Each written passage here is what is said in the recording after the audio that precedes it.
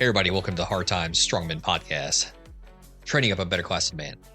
Today we are talking resistance. Wolverines. Oh man, This has been a long time coming. to be honest, we've touched on it. We've done aspects of it, but we've never gone full on head first dive into a rose bush kind of, development into this stuff. So it's about time. I was gonna say we haven't, we've referenced it, but we haven't hit on the head yet. And very much so the community at large, the preparedness, Second Amendment, former GWAT community, whatever, at large, talks about it, skirts around it, whatever. But I feel like this is something that is going to be very real for a lot of people really soon. So needs to be talked about. We need to discuss this. We need to dig into this and get comfortable with the topic and the idea of resistance.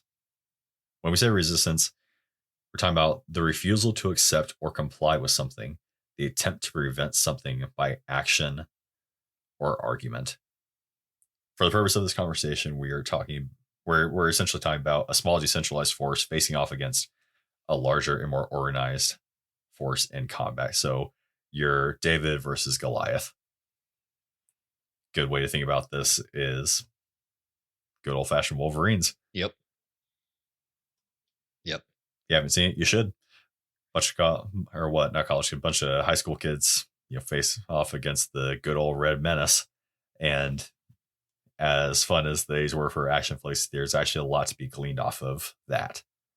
And by Wolverines, he's talking about the movie Red Dawn from, I believe, 1985? 84, 85? Somewhere in there. I was going to say, we have Google. Yeah. 1984. 84? 84. Hell yeah. Not that it matters, but. I was going to say, it's ubiquitous. I mean, for me, it's a core memory. I guess really other people it's not. I mean, they remade it. Oh, man. It wasn't as good. I was the first one this time. That's crazy. No, it was I'm never a fan of sequels or remakes, honestly. I've yet to find a decent one. But no, the original concept, I mean, what a classic enemy. And I think it was just so well done. Mm-hmm. You know what I mean? Like, it was just, very, very well rounded, deep where it needed to be deep. And, they said what they wanted to say. So there's also another movie. It was out on Netflix. I think they finally pulled it. Goes along the same concept. It's a group of Australian teens get invaded by, I think it's the Koreans. I think North Korea invades Australia. The movie is called Tomorrow When the War Began. Yeah. I know about that. I don't know if I watched it, but I definitely know of it. It's based off a book or series of books, I believe, and they were supposed to make a sequel to it, and hasn't yet gotten off the ground. But that movie was honestly, if you get past some of like the bad acting, the plot holes, the concept itself was actually really, really well thought out. And the basics are essentially what we're trying to teach. These teens go out into the wilderness for just kind of like a weekend. They come back or they wake up to helicopters and fighter jets flying over their heads at night. And then they go back to town. Nobody's there. And sure enough, there's like North Korean troops rounding everybody up into camps. Let's say detention camps. Yeah. And then it just devolves into a full on like Wolverines type movement with them going back out to the brush with like camouflage stuff and stealing weapons and supplies and doing sabotage. It's a fantastic movie. But and that for me too, watching, I wish I could watch it again for the first time. Yes. 1984 Red Dawn, because just for me, the sirens, seeing everything drop and then everybody's freaking out, hop in their truck, they stop at that convenience store, and then they beat it through a freaking checkpoint, and then they just hide, essentially. Like, hey, I'm going to come get you. Okay, we'll wait. And then no one comes. It's like, oh, we got to go check. And then it's just your entire freaking world is just gone. It's available on You look Amazon Prime. Yeah. I mean, their entire world was gone. I mean, just looking, they have like all of the adults, everybody who could be a threat in a detention camp. Like you said, just like up armored vehicles roll around, helicopters flying around looking for people. Just, yeah, kids. And not like, we hired people in their 20s and 30s to look like kids, but like they actually did really great with their casting where it's like, oh no, these are like high school kids having to figure this out. Like, oh yes, wild. But so concept of the episode today. So looking back on our history as Americans, it's our belief at Hard Time Strong Men that every man, woman, and child should be able to aid in the defense against oppression from enemies, foreign and domestic. The few must stand against many. That's what it means to be a strong man in hard times.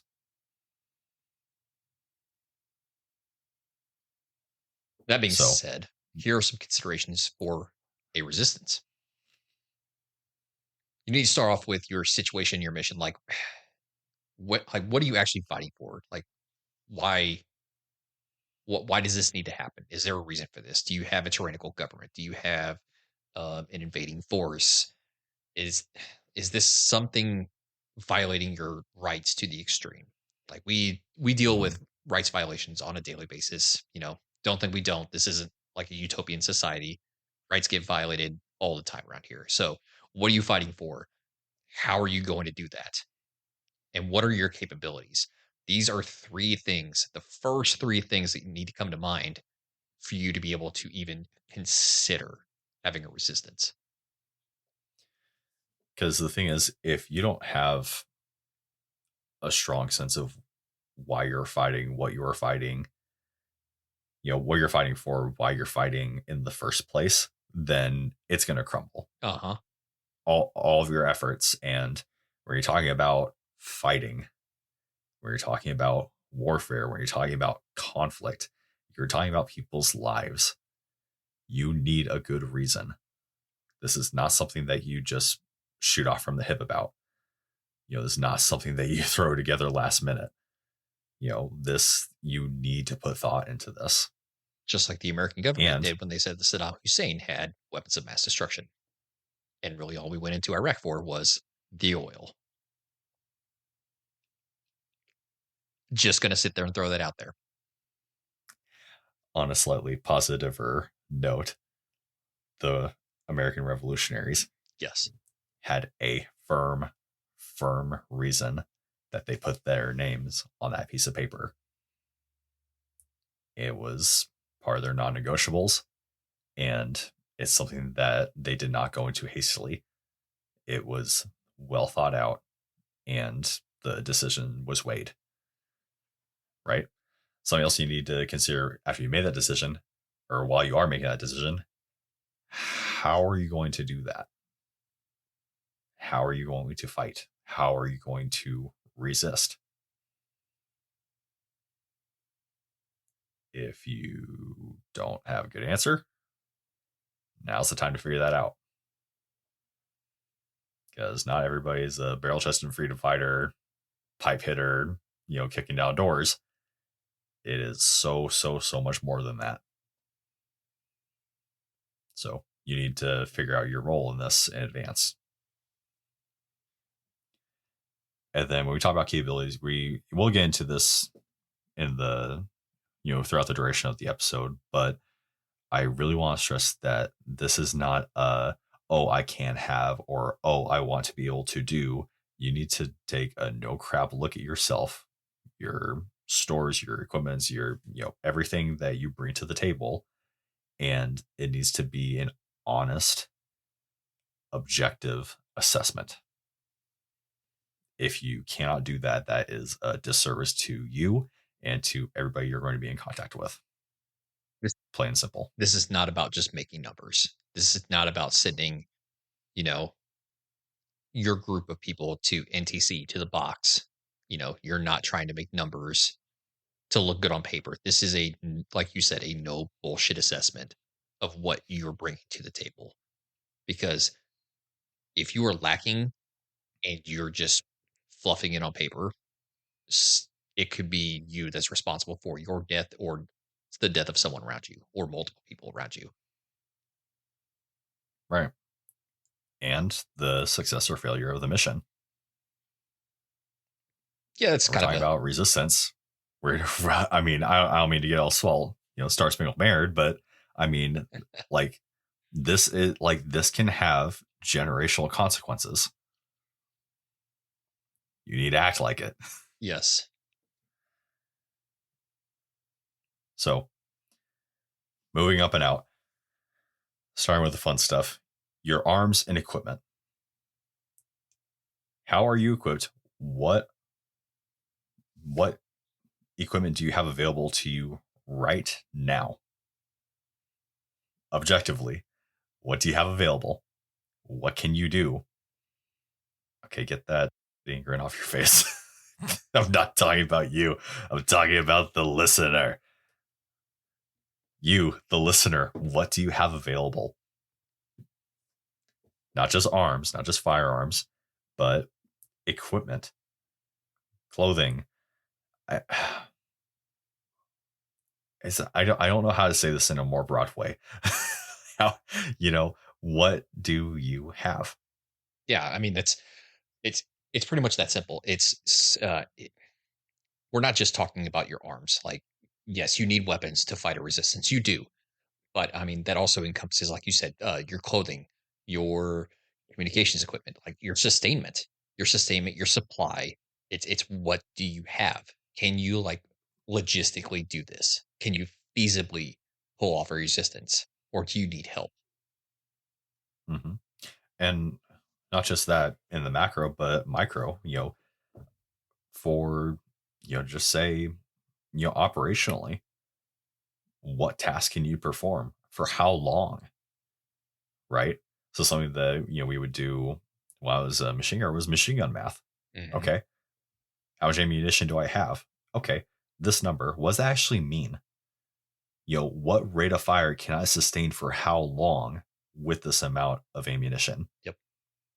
Am I counting my egress in that? Am I counting for, shift and lift fire? Can I do follow on missions? This is, this is not something that you can, low ball or high ball and then get surprised at later. That's going to be a quick way to get a bunch of people killed. Or, say, oh yeah, we can totally make it, through this year. And then none of your guys have winter clothing and you're getting frozen out. Hello, American Revolution. Yeah, you don't want your guys boiling parts of their boots to eat. You're not wrong. Not a good look. I mean, nobody wants to be eating hardtack anyway, so Goodness. good lord, I don't want to be eating leather. Also, on the flip side of that, who is your anticipated enemy? And what are they equipped with? Yeah. Do you know what they're equipped with? Are you familiar with their weapon systems, with their equipment? What are their tactics, their SOPs? We were talking about this in the pre-show. You have available to you the sum of human intelligence and knowledge for the most part. Do your research. And then along those lines, also with your arms, your equipment, your stores, are you able to procure or resupply your current equipment? We're thinking outside of yourself. We just talked about community a couple episodes ago, town meeting, right? So what are you able to procure, not just for yourself, but for a team, a squad, extras?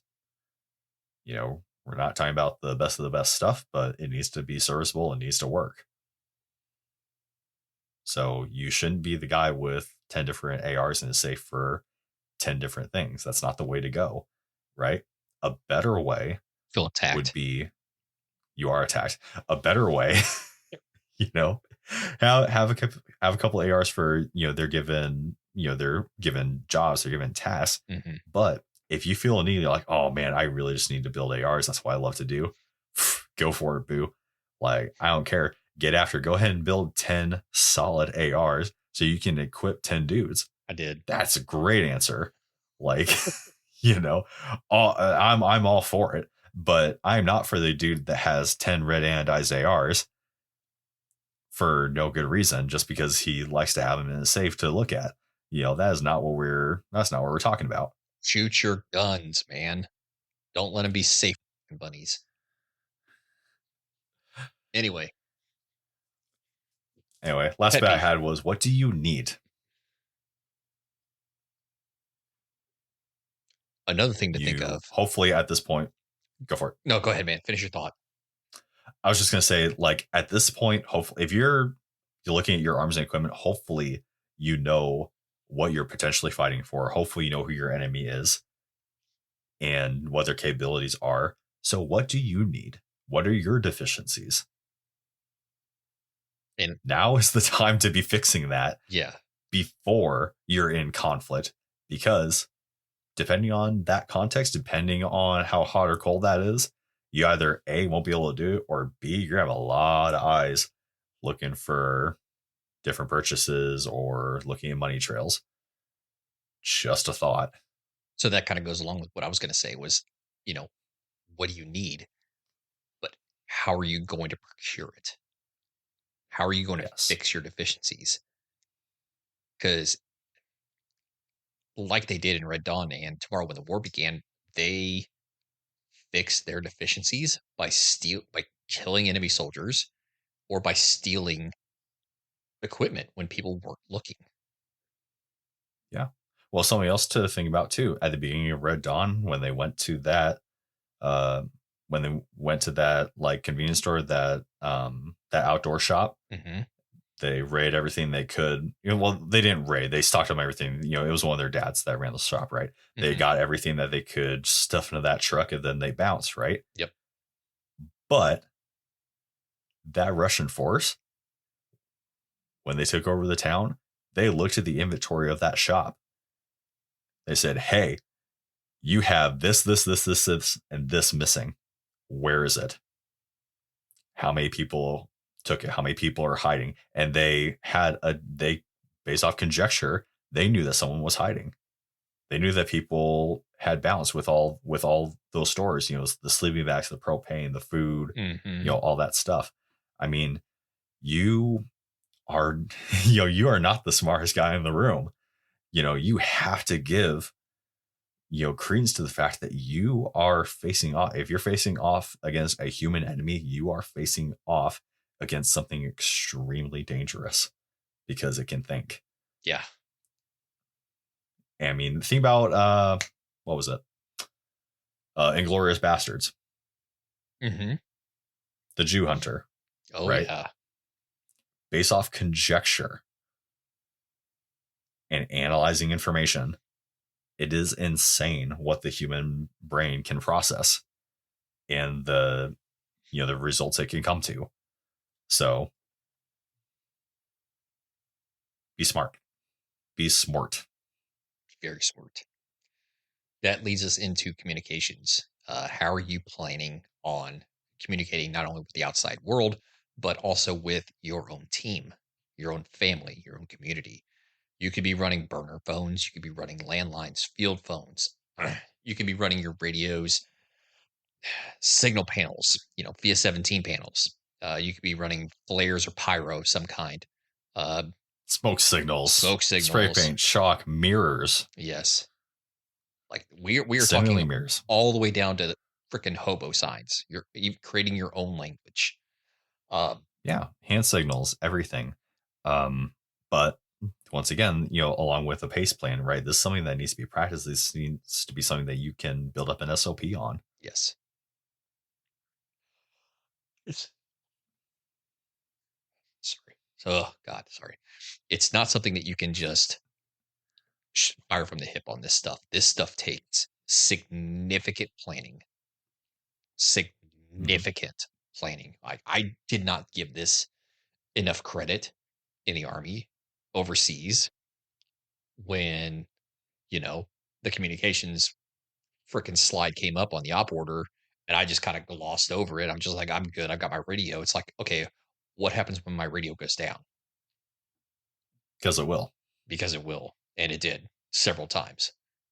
Not through any fault of my own, just because those radios are pieces of crap. But what was our backup?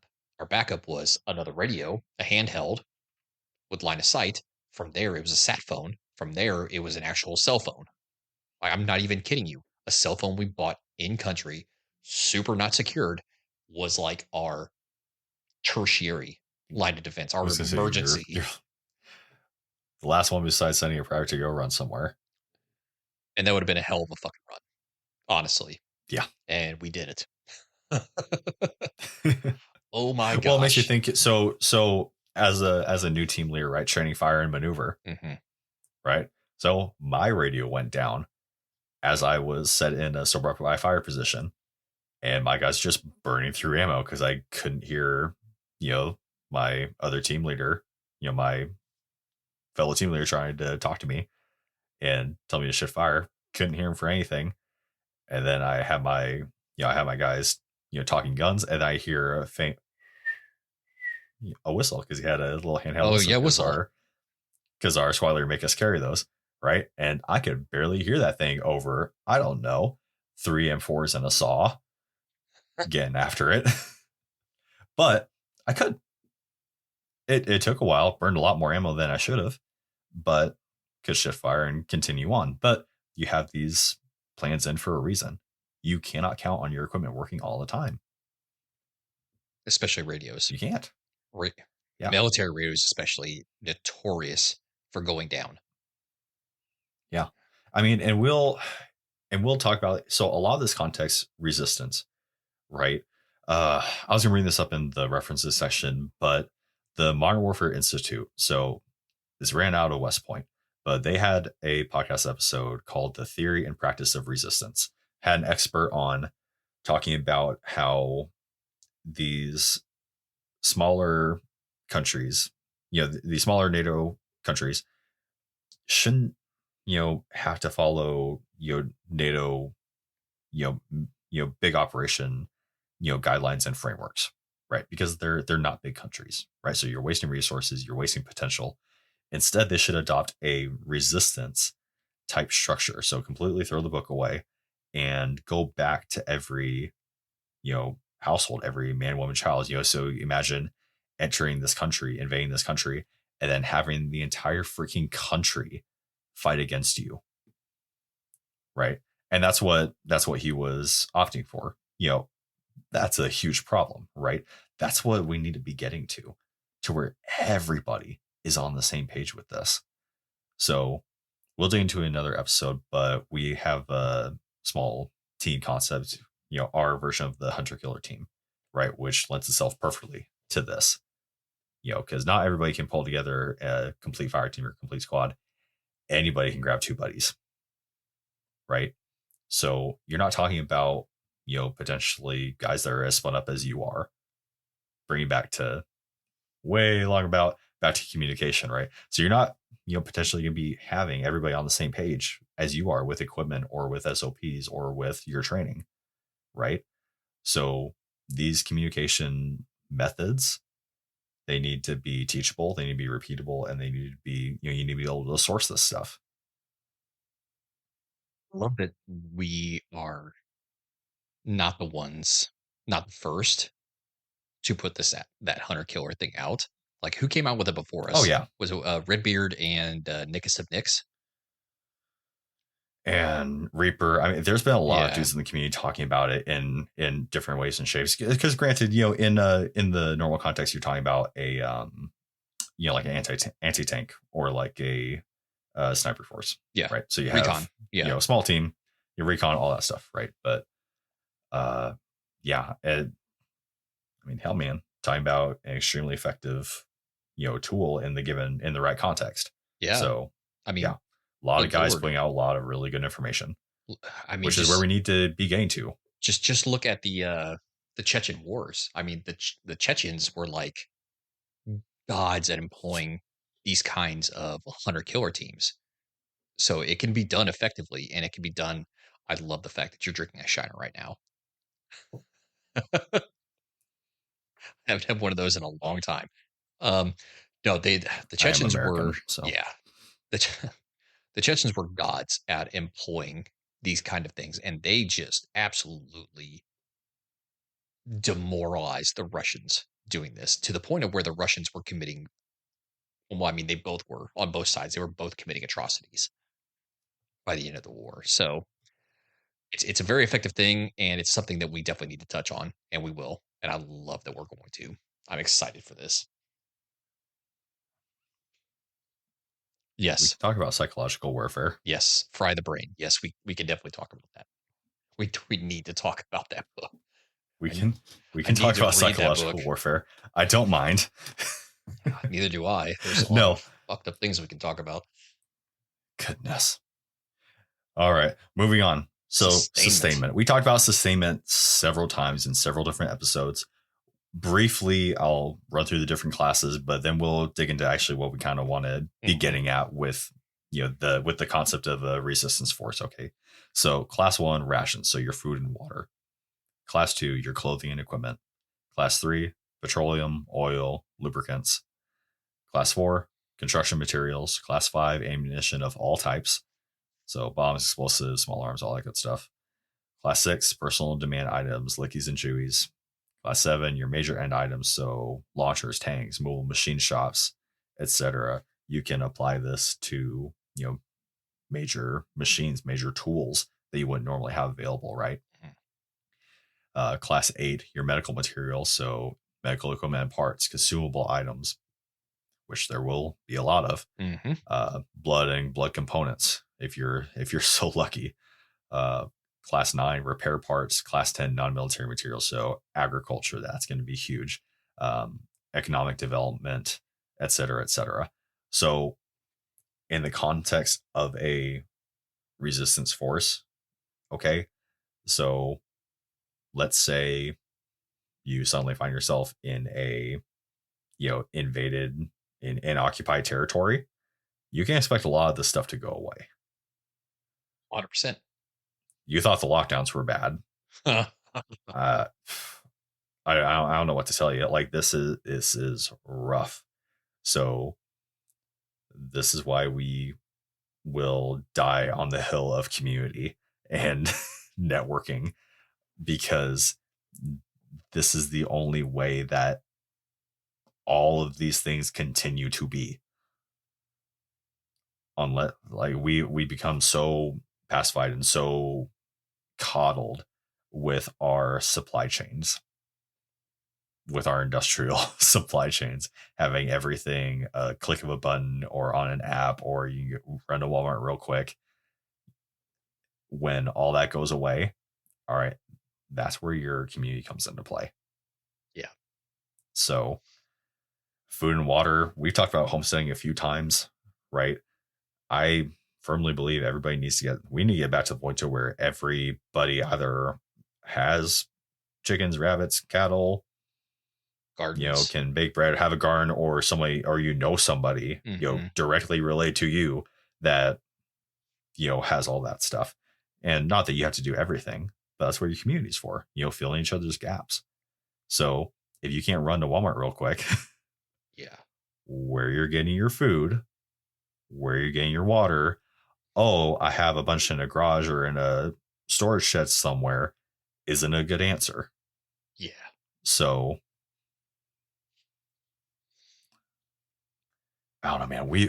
We've hit this about half to death, but I mean, just looking at this list, the only things that's going to be like even remotely readily available are going to be your class 1s, 2s, 4s, and 10s, like your rations, your clothing and equipment, your construction materials, and your non-military material. Those are the only things that I think you'll be able to, at the very least, loot or yeah. barter for. Everything else, like your oils and lubricants, if you're so lucky to even have some in a shed somewhere for stuff that you have, cool. Ammunition, good luck.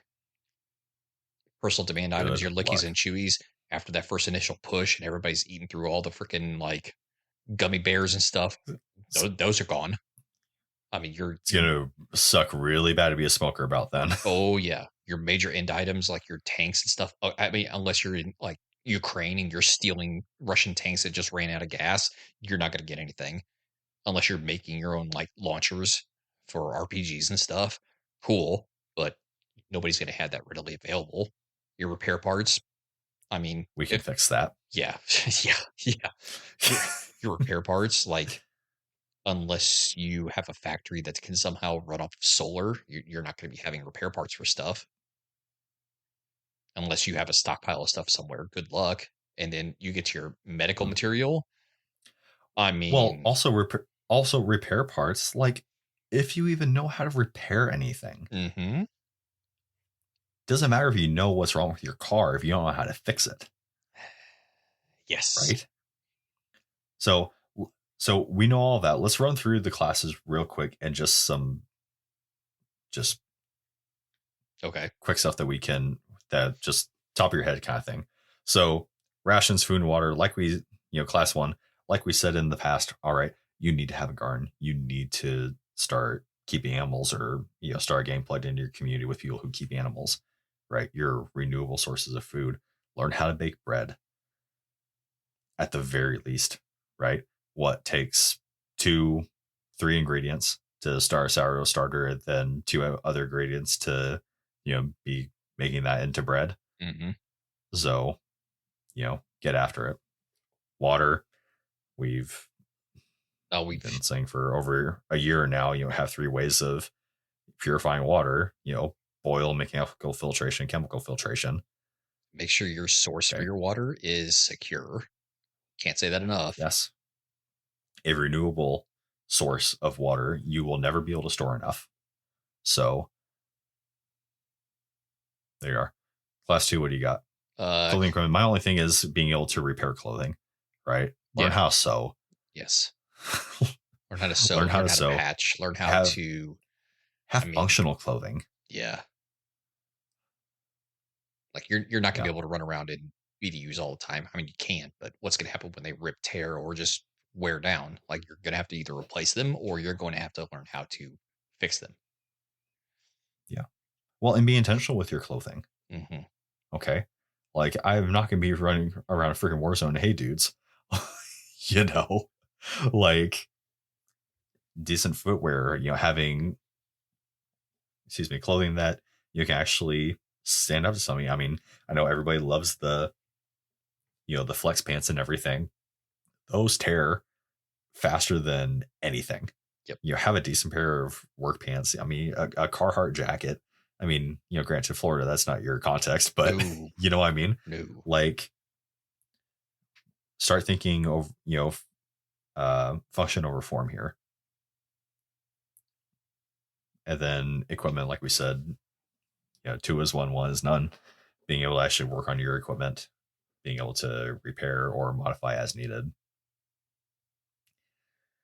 Only thing I have for class 3, so like oil and stuff like that, learning how to do more with less, how to apply different things. What's the word I'm trying to say? 6. Where you use something for something else. Repurpose. Yeah, repurpose. Thank you. hmm Being able to repurpose. As far as petroleum and everything, like I think stay, or is that what's called? Stay still. The additive that helps oil stay fresh longer, Are you talking like because your oil will go bad. yeah, like how they stir it mechanically, or that's gasoline? No, I mean just the it comes in a little bottle. Oh, dude, I don't know. I know what you're talking about, Something but I like don't that. remember the name of it. If you have a diesel, you can recycle your diesel fuel, Yeah. or You, not vegetable oil, but you use that crap like enough, that's what I'm it'll just turn into saying. JP8. Well, I'm just saying, like, figure out how to make stuff work. I mean, you're not going to have the, sunshine rainbows best outcome every single time. No. So we'll learn how to make stuff work. Oh man, construction materials. I hate even going into this because my first thought is stealing it. Going to construction yards and stealing what you need. Um, you go to Lowe's, Home Depot. I even hate suggesting this kind of stuff because it's just like you're stealing, but you're also stealing from companies. So, they don't really have too much of a heart for the whole people in need thing. But, figure out a way to repurpose Well, stuff. also that's also not what we advocate, and that's not what we're Exactly. about. That's like You know a what I mean? desperate situation kind of thing. But like construction And materials, in the context we're talking about, you know, I mean, you're turning the populace against you at that point, exactly. which is not what you want. Exactly. So, best case scenario, figure out a way to barter with people who do have what you need. So construction materials, be it hardware stores or even like these local Lowe's or Home Depots who have wood or even lumber yards. Like figure out what you have that they might need or might want and figure out a price, barter, Right. And barter, for barter, barter. things like lumber, that's something that you can source yourself. Correct. You can buy a mill jig for your chainsaw, Mm-hmm. and you can make your own dimensional lumber. Yep. Outside of that, you know, like other like prefab stuff, finding abandoned buildings, or I mean, just trying to, yeah, like you said, that's difficult. It And is. you would definitely have to weigh, because this is more like critter type stuff, combat engineer stuff. So that I feel like you have a very constricted scope and purpose. So I feel like that makes things a little bit easier Mm-hmm. on you than anything. But moving on, class 5, ammunition of all types. Yeah, good luck, man. Dude. Something that I can say that would give you, you know, hell, man, have a 22, have a 9 mil, have a 5.56 or 308. In the States, that will get you pretty far. Yes. And, you know, 7.62 by 39, that'll get you pretty far. Mm-hmm. Now, for other stuff, there's things, I forget the brand, things like Excalibur or the break action, just single shot kits that come with the different inserts for different calibers. Those things are great. Those things are great for being able to just use all kinds of odd calibers that you would never personally carry. But if you find ammo, you're not going to pass up on ammo. You know what I mean? No. So That's that's getting stockpiled. yeah. So that's another great tool in the toolbox. I mean, and hell, man, that leads into caches and other stuff. I mean, because you're not going to carry 6 rifles, but it's not like you're going to let the enemy carry the other 5 either. So I mean, if the enemy has it and I want to take it from them, I'm going to take it from them. And guess what? I've got another weapon. Well, no, I mean, like if you're not going to carry 6 rifles, but you're also not going to just leave them around so the enemy can pick up 5 rifles either. Correct. So yeah. You know. Yeah. I mean, bombs, explosives. Again, exactly what you said. You're not just going to leave them around so that the enemy can use them on you. So if you don't know how to use it, don't know how dangerous it is, you can either blow it in place or remove it from the area and ditch it in, like, I don't know, at least here in Florida, ditch it in the swamp. Goodness. Those alligators have it coming. Just say they're over there Mm-hmm. and over there. Yep. Okay, so another avenue I thought of that is, you know, talking about sourcing stuff, being able to make your own stuff. that's true. It's a little bit scary, but that is true. And you've got something for that. There is an app for that. I don't have it on paper. Mm. You know what I'm talking about? Which one? The improvised explosives, real quick. or improvised munitions. Yeah. Yes, I think I have that actually. Well, here at Hard Time Strongman, we like to give solid references. So we're talking about TM 31-210, Department of the Army Technical Manual, Improvised Munitions Handbook. Yep, I've got that somewhere. Useful tool. Any hoozle. Yes.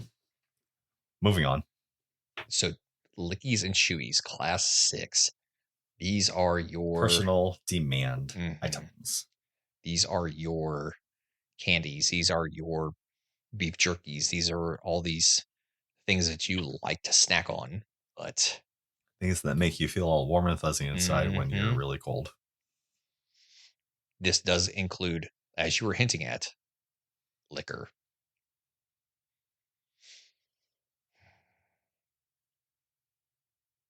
No. We're not going there. I was my knee-jerk reaction is today, well, sucks to suck, nerd. You're in a freaking war. But your dudes also need morale. That is true. So that is something that is pretty easy for you to just kind of think of as a throwaway, but it goes really, really far. It does. For you and people under you to have that kind of creature comfort. So if you're able to, let it rip, man. But I wouldn't count on it. Yeah. And I will say this. Red wine keeps for a long time. As long as you don't refrigerate it first. Honey, too, yes. Honey will not go bad. Cannot go bad. It Correct. can't crystallize. That is true. Reheated, it is good to go once more. Tastes very sweet. It's actually got a lot of really great health benefits. Actually, pretty neat deal. I didn't know it's you can use it for like cold sores. Mm-hmm. Like antiseptic. Yeah. Crazy.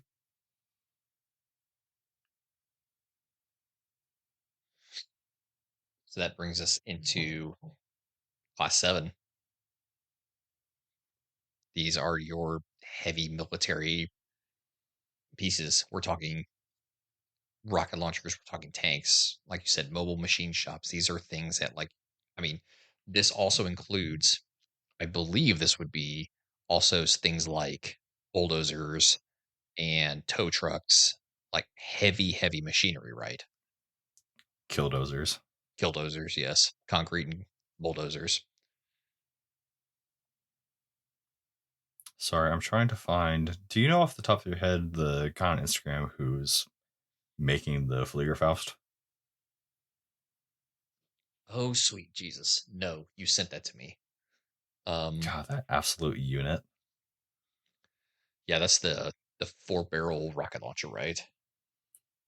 Yeah. Yeah, I don't remember who that was. You sent me that.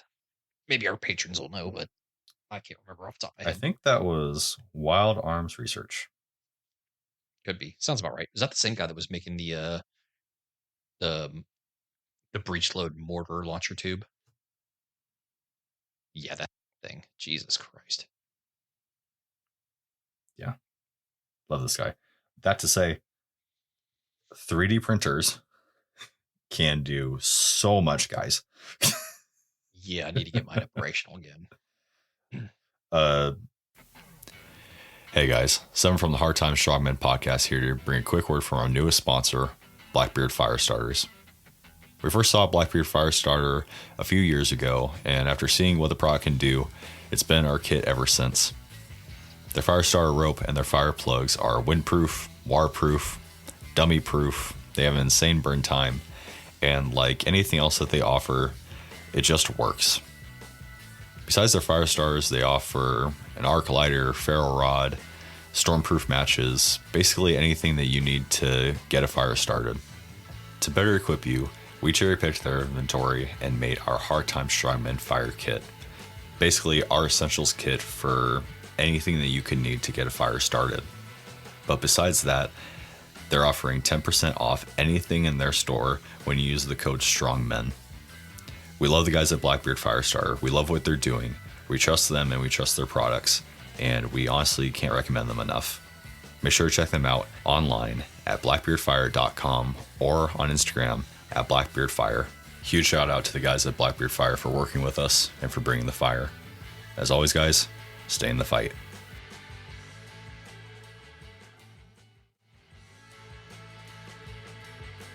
Hey everybody, this is 6 and 7 with the Hard Time Strongmen podcast, and we are coming to talk to you about our Patreon and Discord. Hey guys, our patrons get early access to all of our episodes. They get all of our exclusive pre and post shows, all of our spicy takes, all of our rabbit holes that we go on, everything that we want to include in an episode, but we can't because we need to stay on topic. And soon enough, we will be offering digital downloads, guides, everything that we've been working on in the background will soon be available to our patrons. So make sure to check it out. And come hang out with us on Discord. Speaking of the spicy stuff, this is where we discuss most of it. Once you're there, you'll get access to all of our in-depth discussions, including stuff like homesteading, fieldcraft, medical, camping, communications, shooting. You like ARs? Come talk to us about it. You like 4x4 vehicles and prepping? Come talk to us about it. You like tannerite, thermite, napalm? Come talk to us about it. All of the campfire talks that would get us kicked off of other platforms, it's right there in our Discord. Come join our community. We're active on Discord every day. We're interacting with members constantly. We have guys from every walks of life coming to contribute their expertise to all of these various fields and subjects that we've been talking about. Come join the Discord. Come join the Discord. Join our community. Build up that better class of man. Now back to the episode. Class 8, medical material. Medical equipment parts, consumable supplies, blood and blood components. Mainstay I can say for here, while we are in a time where we can order good quality medical equipment, do so. Use things like North American Rescue to, for your tourniquets and, other consumable items. Something else that you can use, which, once again, Hard Time Strongman does not give medical advice. Going to like a ranch and feed store or a veterinarian supply or something, those kinds of items a lot of the time can be 1-to-1 between animals and people. Not talking medication, but like Copian, gauze, sterile is sterile. Saline solution. And it's going to be cheaper. You're going to actually be able to source it as opposed to needing a provider signature for a lot of this stuff. Yes. So good options there. Did you have anything for that? No, I was just saying, like, you can easily source things like saline solution, painkillers from veterinary supply stores. Because, I mean, yeah, they dose them for animals, but it's not that hard to figure out the dosage for humans and correct for that. Hard Time Strongman does not give medical advice. This is notional. This is a notional environment and situation. Also, you could jump to you could cross the border to Mexico, get a couple scripts written for you, and come on back. Duration Health. That's another good one. That's a really cool company. That is a good one. You remember that? Yes. Yeah. Talk to a provider, get whatever, scripts that you need, and, off you go. Sell AEDs, all the good stuff.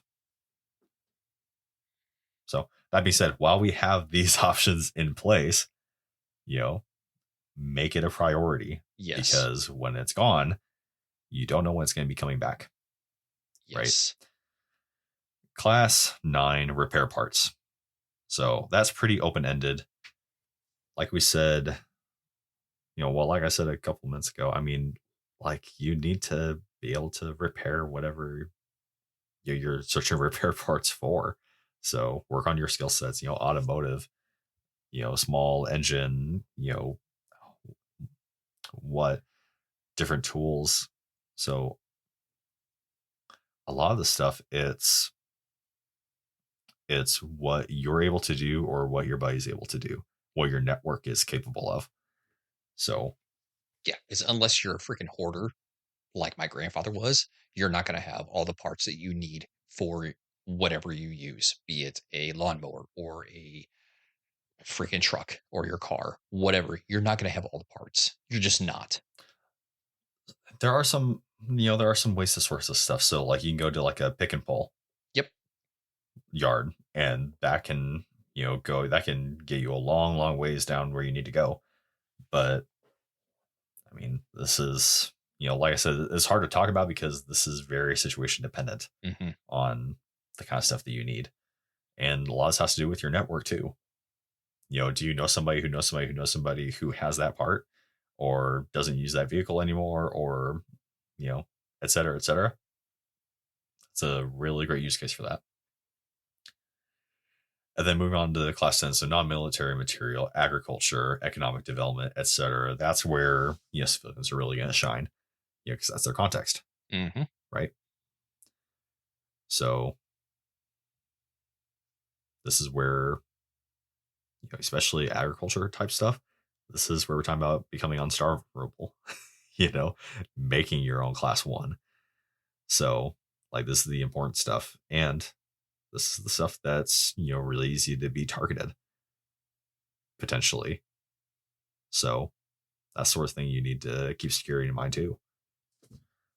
And along with this class 10, you're talking agricultural. There's a lot of there are a lot of medicinal uses for a lot of plants that you can grow at home. And once again, I'm not giving you medical advice, but I really encourage you to go online while we still have all of these resources available to us and start looking up that stuff. It is very, very simple to be able to make an antiseptic in your own home or a cream to treat a burn out of plants that you can get out of your own garden.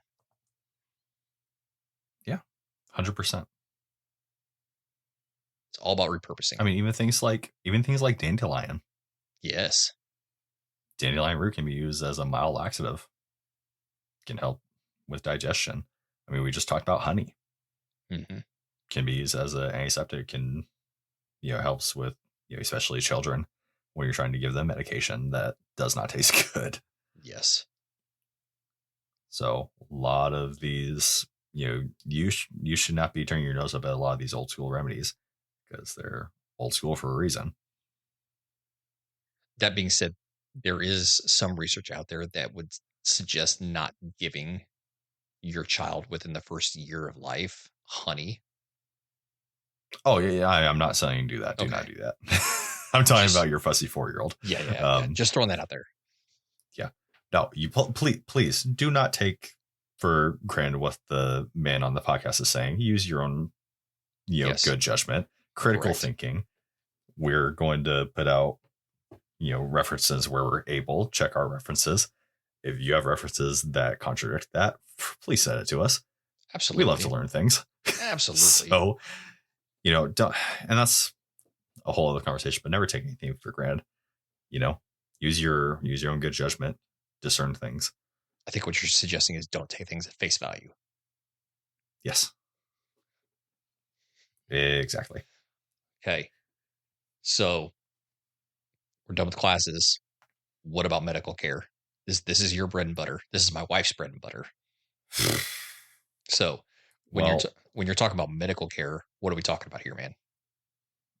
So I'll beat it on the head again. We talked about it with situation, arms and equipment, communication, medical care, medical equipment. What do you have right now? Not what's in your checkout box waiting for you to hit send, not what you think you can get from your buddy or what your buddy said that he had. What medical equipment do you have right now available to you? Is it expired? What medical competency, what is your level of competency? I was going to say, above all else, what is your competency? What can you do? What's your scope? Mm-hmm. What are you trained to do? In healthcare terms, you know, I think, you took a CPR class. Great. Excellent. I think everybody should. I think everybody should take a Stop the Bleeding TC3 class. Right. But no crap. What can you do? What are you comfortable with right now? Right. Who is the medical professional that you know? My wife. If you don't know a medical professional, fix that. God, yes. Please fix that. What's your first line, your second line, your third line in medical kits? What's that setup look like? What's that tailored to? What's that context? It, like I said, is it up to date with your level of competency? Do you have enough? No. No, you don't. You do not have enough medical stuff. You don't have enough medical supplies. I guarantee it. I guarantee you do not. So how can you fix that? Well, something you Where, need how can something you store the stuff? something you need to add on to that too is not only are you taking care of your family members, but in your family there's also four-legged friends. So you need to be having medical kits for them as well.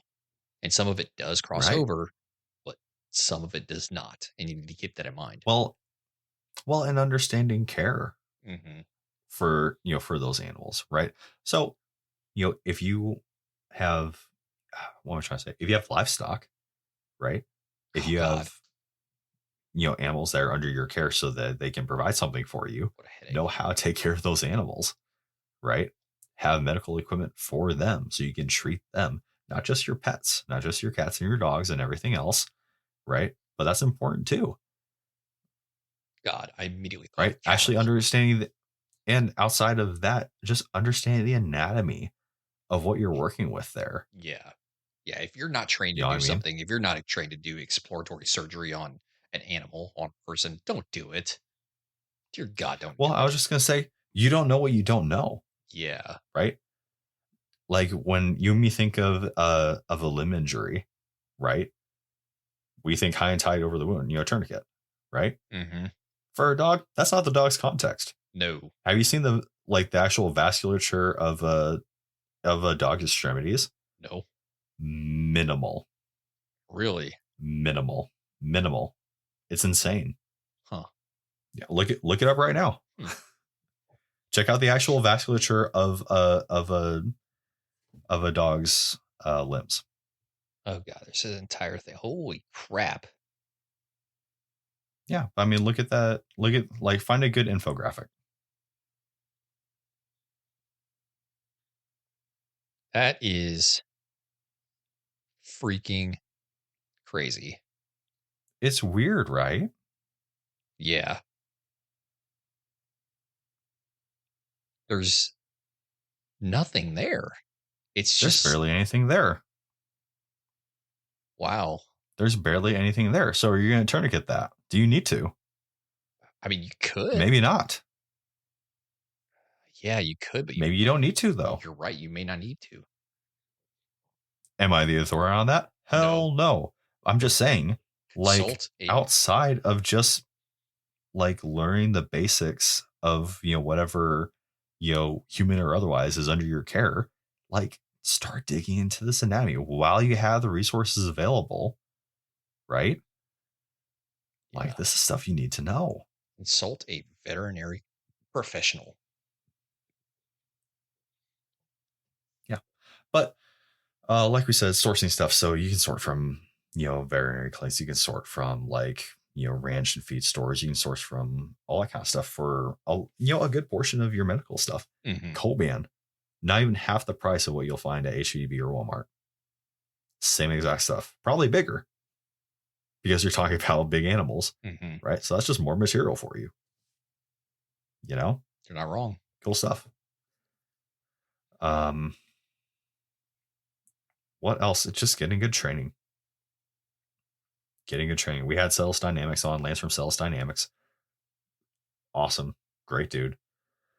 Puts out really good stuff. But, like I said, highly recommend you go take a CPR class. Because heart disease is one of the number one killers in the States. Taking Stop the Bleed or a TC3 class, because TC3 is going to cover about anything trauma related that you're going to run into. Yes. It's designed to, right? But actually being proficient in the use of your equipment that you're going to carry or that you do carry. And if you don't carry medical equipment, please fix that. Please. It doesn't take hardly anything to throw a couple tourniquets in your car. Because what's the method of injury when you're thinking of a car crash, right? Bleeds. Outside of blunt force trauma, outside of concussions, I mean bleeding, Mhm. right? But Hard Time in Strongman the does not advocate the tourniqueting of the neck.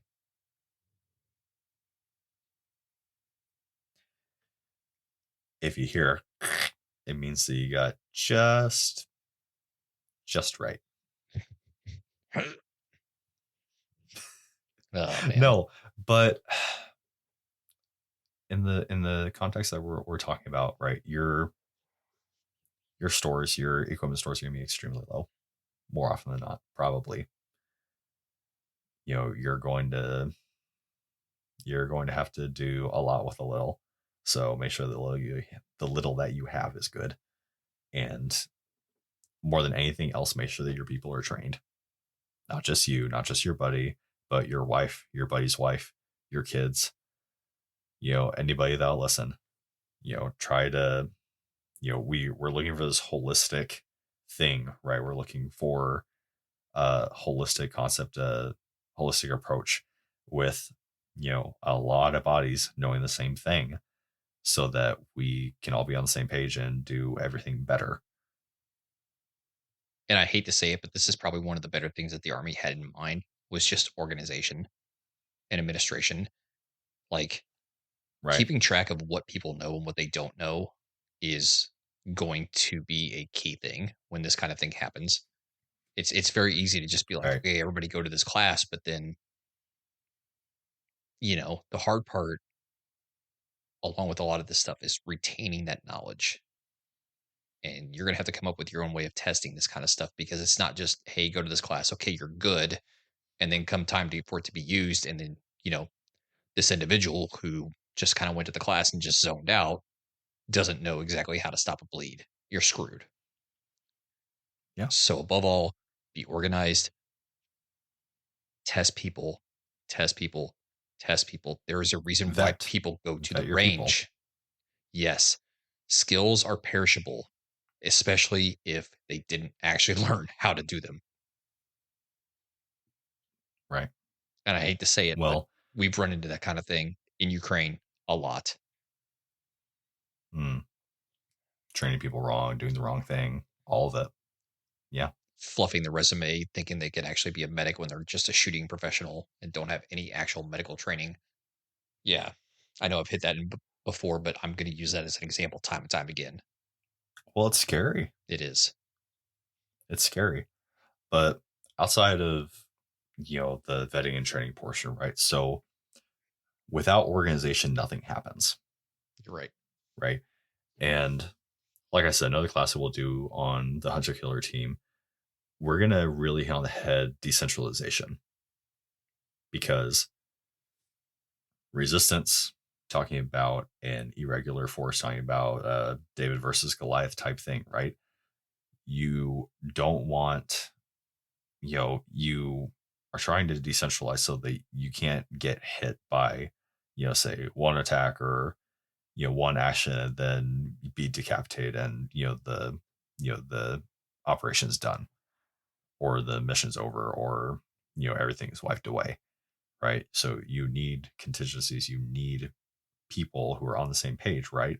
People who can act independently of the greater mission, but still work together, to further that goal. Organization is a hard one to touch in, just some bullet points, but be thinking of who you have available, what they can do, and how best to utilize them. When you've done that, right? When you've gotten everybody, on the same page, headspace wise, like, hey, if such and such happens, we need to do this, or hey, we're in this, situation, we need to do something. All right, establish your SOPs, establish something that everybody can fall back on to bring everybody on the same page, right? That's what you're looking for. You're looking for consistency and you're looking for quality.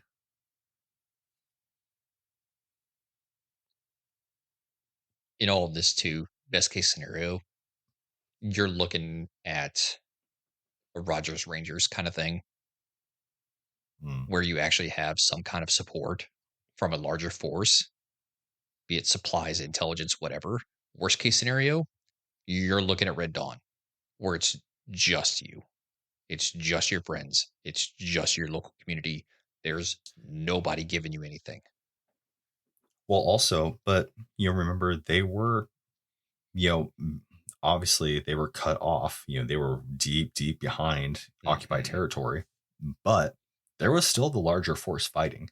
The army was not, the states were not completely destroyed or defeated. They were just Oh, deep that's true. behind enemy lines. That is true. So, I think it was like in the epilogue after he's like, yeah, yeah, sorry, man, everybody died. But later, they were key in, in the fight, right? So Mhm. you have to think in this scenario, you are not the end all be all, right? You are not planning on, being the driving force in this, in this war effort in this fight in this context, right? We're harking back to Red Dawn a lot in this because it's an easy context for It everybody is. to get on the same page on. But like we said in the preface for this class, talking about resistance, refusal to comply, attempt to prevent something from happening, right? So you are acting in a David versus Goliath. You're acting in a harassing or a disrupting context, right? You are trying to be hell for whoever your opponent is. Right. So And for context sake, the I realize that Rogers Rangers was part of the occupying force. I understand that, but it's the principle by what they were actually but it's doing. the organizational principle is what you're talking Right. about. Yeah. Yes. I just want to clarify that before somebody jumps my case on Before Discord someone or in lights you up, DMs. yeah. Yeah, I don't want to get lit up. So Uh, let me clarify. Let me context that. uh, but like I was saying, in this context, the best thing that you can do is survive. Correct. Not just for yourself, but just the longevity of it. If you're a thorn in a larger force's side, that is a constance that they're going to have to expend effort on, whether that's people, whether that's equipment, whether that's just headspace. If some commanders just worry about, oh crap, what about those dudes in the freaking like in that county or whatever, I can't go in there without getting lit up, or that's like just whatever you can do to live in their head or to be a pain. That's what we're looking for here. Yep. So longevity, surviving is the name of the game. If you can cause casualties, if you can cause hysteria, All better. even better. Mm-hmm. So thinking specifically disrupting and harassing, right? So in Red Dawn, those high school kids were making it absolute hell for the Russians to operate out of their town. They were taking out convoys, they were taking out patrols, they were, just they were a huge factor, a huge thorn in their side, and it played to really great effect for a long time. Those kids were operational for a long time. Hmm. So, brother, you got anything else for it? Dude, no, this was a long episode. A lot of information. A lot of good information, though. Oh yeah, I mean, this was one episode, man. We could talk about this forever, Oh, God. but we had to be somewhat I know. I know. concise. I really wanted to deep dive into the psychological aspect of it, or even like this the guerrilla side of it. Rogers Rangers, or even the character that was based off of them, the Patriot. Yes, guerrilla warfare. FM 31 dash what was it 12 21. 3121. Yep, FM 31 dash Yep. 21. Guerrilla warfare. Got it Mm-hmm. right here. Maybe we'll do a episode on disruption or harassing, I think so. because there are so many different things that you can do. I mean, hell, Reaper talked about it. The what was it called? The 313, the 321, basically three teams, three sniper teams. Hmm. Both, talking guns essentially. yeah, able to keep an eye on each other, but also harass Hmm. the enemy. Yep. And right, and able to egress so you're not. Yeah, I mean, just and think about all the time that takes. Like, yeah, huge, absolute huge multiplier, force multiplier, huge force multiplier. There's so much you can do, but trying to actually stay on top of it. That's about all I had for it, man. So if you're still here, Yeah. thanks. Thanks for being with us. We obviously had a lot of fun with this episode. There is so much that we can talk about. There's years and years of information that guys have put out that people have studied. People spent their whole lives studying on this subject. So what we try to put out today is just a concise list of just considerations for you, things that you need to be thinking about if you want to be operating in this kind of context or you expect to be operating in this kind of context. So we will expound on all of this, guaranteed. But in the meantime, any last words? So once again, we may not dive into a whole lot of detail on a lot of the stuff. We may, but most of the time we won't. We're just trying to put it all together. There's a lot of information out there. We're just trying to put it into a context where you as an, you know, everyday individual and as a small community can put this to use. It gives you an idea where to start. And granted, we are going to deep dive on a lot of this stuff. We're going to get into uh, more detailed more detailed discussions on these things, which, some of which we already are on our Discord. Shout out to that. But like you said, for now, we're just putting this out there, give you some ideas, give you some context, and hopefully we turn on some light bulbs in your head on ways that you can change your current lifestyle to accommodate some of these things. And if not even change anything right now, things that you need to be thinking about Correct. in the future. Correct. Right? Near future, the way things are going. Yeah. My last word, I'm just going to call back to what we said in the beginning of the episode. Wolverines? Resistance. The Wolverines. Sorry. No, you're fine. The few must stand against many. We've seen it time and again. It will happen again. That's what it means to be a strong man in hard times. So get there. Guys, thank you for joining us. We're the Hard Time Strongman podcast. Cheering up a bear class of man. Stay in the fight. Stay in the fight.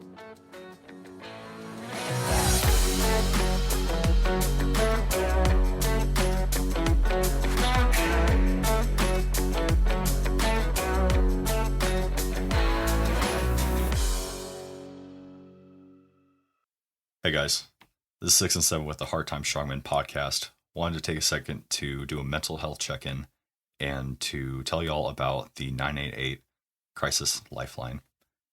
So, the 988 Lifeline is a national network of local crisis centers that provides free and confidential emotional support to people in suicidal crisis or emotional distress 24 hours a day, 7 days a week in the United States. You can reach the Lifeline at 988lifeline.org, or you can call or text 988 to get help, to get someone real on the phone. Every struggle is different. Every struggle is hard. But you are not alone in whatever you're going through. As someone who has used the 988 crisis line, I fully recommend that if you're feeling any of those feelings of depression, suicide, hopelessness, get in touch with them immediately. They will help you. They will listen to you. Once again, guys, you can reach the Lifeline at 988lifeline.org, or you can call or text them at 988. As always, guys, stay in the fight. Stay in the fight.